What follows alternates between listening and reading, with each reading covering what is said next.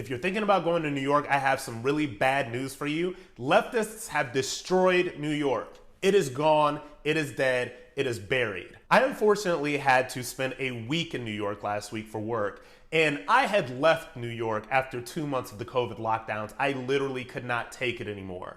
I was actually looking forward to this trip. I wanted to see what was going on with New York. I wanted to see if they had bounced back from COVID, and unfortunately, New York is a dead, ghost zombie town that was awful and horrific. First of all, everybody wears the masks everywhere. It is completely insane. People wear the masks when they're walking alone. People wear the masks when there's nobody else around them. People wear the masks when they're walking the dogs down the street.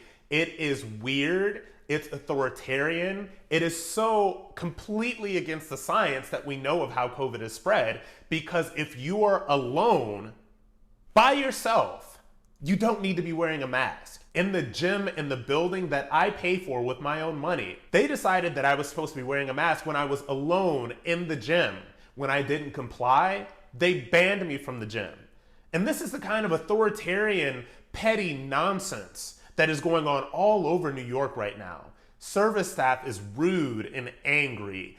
Everybody is on edge. And this is what leftist leadership has done to New York City. They have absolutely destroyed it for politics. Because what's going on in New York City right now has ceased to be about science for a very long time. Remember 15 days to slow the spread? That was about not overwhelming the hospital system. The hospital systems are not overwhelmed. As a matter of fact, New York spent upwards of $30 million on an outdoor hospital that they never even really used. You probably didn't see that in the mainstream media, but that is a fact. So everything that is going on right now in the destruction of a once great city is the fault of authoritarian leftists who seek to use the coronavirus pandemic to control the electorate. And the saddest thing about the entire thing is that it is working. People in New York are terrified.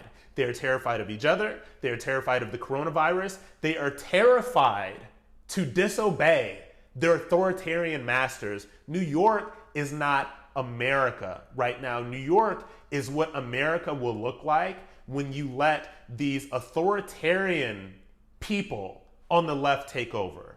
New York is what happens when leftism takes over. So if you want an argument against leftism, if you want an argument against the types of failed policies that are affecting so many cities in our country, take a look at New York.